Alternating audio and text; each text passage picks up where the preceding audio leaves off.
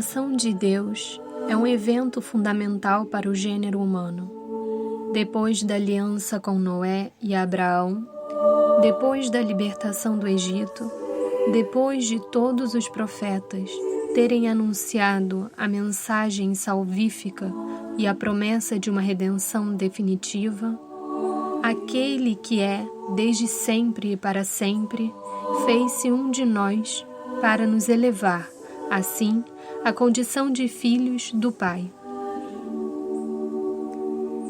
São João explica o significado desse acontecimento singular com palavras belíssimas. Nisto consiste o amor, não em termos nós amado a Deus, mas em ter-nos Ele amado e enviado o seu Filho para expiar os nossos pecados. O homem pode amar agora porque recebeu o amor de quem o é por natureza, de quem se desfez de sua dignidade real, assumindo um corpo de carne para curar o coração humano, ferido pelo pecado. Essa é a alegria do Evangelho. Jesus Cristo, verdadeiro Deus e verdadeiro homem, redimiu a natureza humana em todas as suas dimensões. Por causa da culpa original, cujo salário é a morte, nenhum homem poderia mais alcançar a vida eterna. Os portões do céu haviam se fechado e nada, senão o sacrifício do Cordeiro, poderia abri-los de novo. Na cruz, Cristo humilhado entrega-se em um verdadeiro holocausto, não simbólico como eram os sacrifícios do Antigo Testamento, pelo qual perdoa cada falta dos homens, para conceder-lhes de novo a posse da vida eterna. Jesus padeceu uma dor fora das possibilidades de um homem qualquer, a fim de resgatar-nos das mãos do diabo.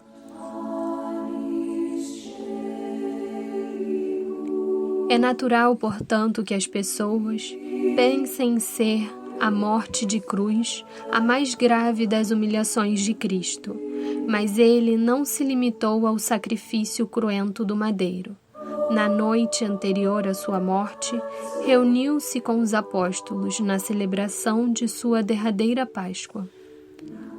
Os relatos bíblicos contam que, tomando o pão e o vinho, Jesus deu graças, elevou-os ao céu e disse: Isto é o meu corpo, que é dado por vós. Fazei isto em memória de mim. Este cálice é a nova aliança em meu sangue, que é derramado por vós.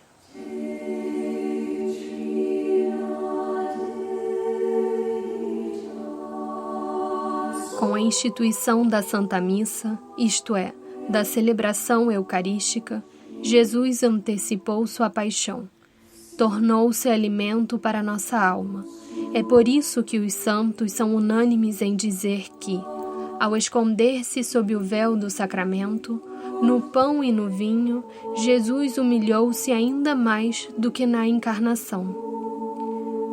Pois enquanto nesta, por um lado, ele assumiu o corpo do homem, que é a imagem e semelhança de Deus, na Eucaristia, por outro lado, colocou-se totalmente aos seus cuidados, na fragilidade das partículas eucarísticas. Mais humilhação e mais aniquilamento na hóstia santíssima, mais que no estábulo e que em Nazaré, e que na cruz. Por isso, como estou obrigado a amar a missa, assim resumia José Maria Escrivá. O santo sacrifício da missa é a mais perfeita das celebrações do culto de Deus. Tamanha é a reverência da Igreja à sua sacra liturgia, que ela não se preocupa em exagerar o louvor e o nuzelo. Pelo contrário, o magistério convida-nos insistentemente a uma opção preferencial pela Eucaristia, pois dela extraímos as forças necessárias ao apostolado com nossos irmãos, mormente com aqueles que mais sofrem. É nesse sentido que se deve compreender este discurso surpreendente de São Bernardo de Claraval.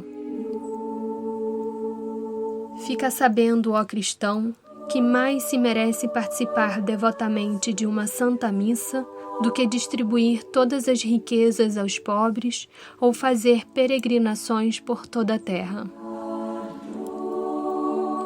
É claro que São Bernardo, de cuja regra monástica podemos extrair um exímio exemplo de austeridade e atenção aos pobres, não desmerecia o trabalho social, mas antes fazia valer aquelas palavras sempre válidas de Nosso Senhor.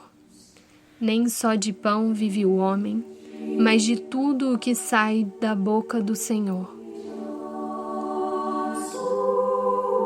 O zelo do cristão pela hóstia santa justifica-se por aquilo que explicamos acima.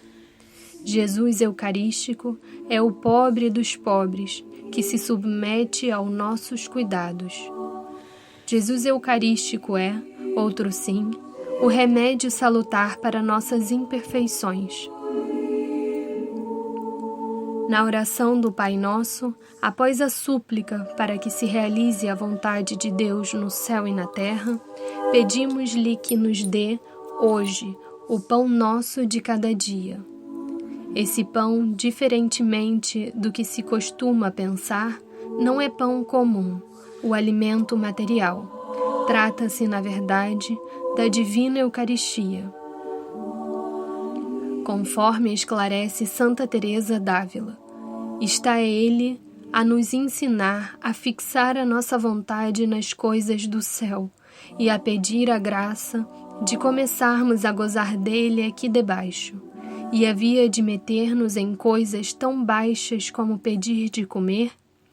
Santa Teresa demonstra que o pão nosso de cada dia é deveras o meio pela qual o Pai tornou possível ao homem realizar a vontade dele, assim na terra como no céu.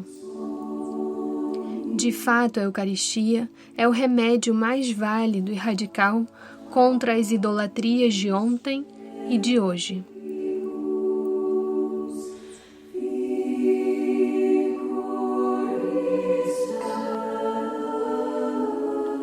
Eis o porquê de Satanás fazer guerra à Santa Missa. Ele odeia todos os sacramentos, especialmente a Eucaristia e a Confissão. Em nossos dias assistimos com perplexidade a inúmeros insultos ao sacrifício eucarístico, às vezes mesmo dentro da igreja. É seu plano diabólico levar os fiéis comunhões sacrílegas, pois, deste modo, ele consegue tanto profanar a dignidade deste augusto sacramento, como também ganhar almas para o inferno, através do pecado da indiferença. Notem o que diz São Paulo: todo aquele que comer o pão ou beber o cálice do Senhor indignamente será culpável do corpo e do sangue do Senhor. O apóstolo fala à comunidade de Corinto, onde parece estar ocorrendo graves profanações. Essa é a razão porque entre vós há muitos adoentados e fracos, e muitos mortos, explica. Deus permite que essas mazelas se perpetuem para arrependermos-nos e não sermos condenados com o mundo.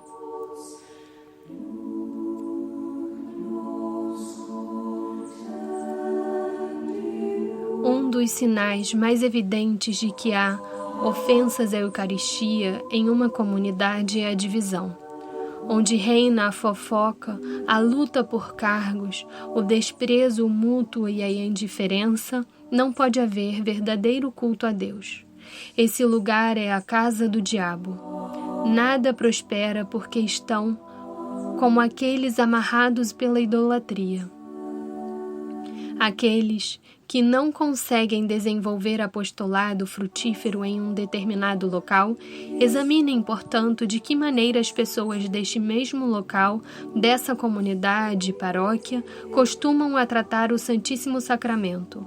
Não há de assustar-se acaso descobrir profanações e até rituais de magia negra, Os sintomas de delitos como esses são exatamente os descritos anteriormente. Nas aparições de Fátima, a Virgem Santíssima suplicou pela reparação às ofensas cometidas contra o seu Imaculado Coração e ao Sagrado Coração de seu Filho. Com efeito, o anjo de Portugal fez o mesmo, pedindo e ensinando as 3 crianças a rezar aquela famosa oração. Meu Deus, eu creio, adoro, espero e amo-vos. Peço-vos perdão por aqueles que não creem, não adoram, não esperam e não vos amam.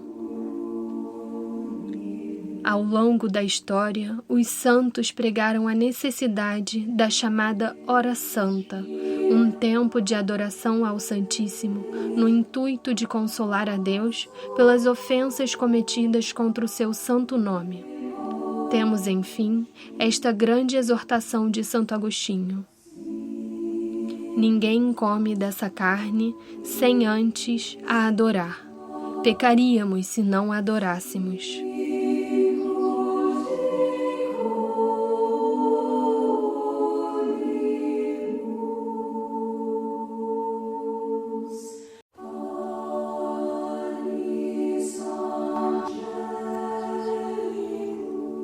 A própria liturgia, quando bem celebrada, segundo as normas estabelecidas pela Madre Igreja, é um excelente meio de reparação aos ataques contra a santidade de Nosso Senhor na Eucaristia.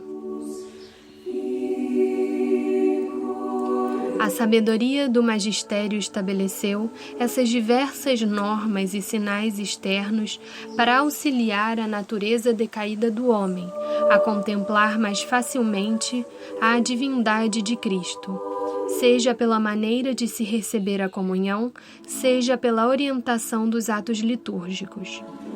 É o que explica esta nota do Concílio de Trento.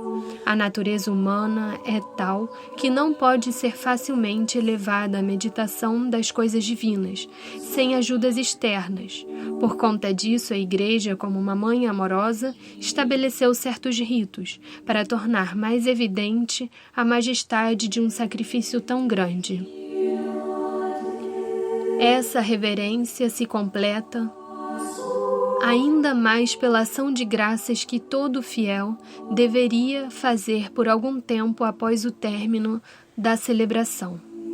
São Charbel Macluf não perdia a oportunidade de render louvores a Deus antes e após a missa, chegando a passar mais de 3 horas em atitude de oração.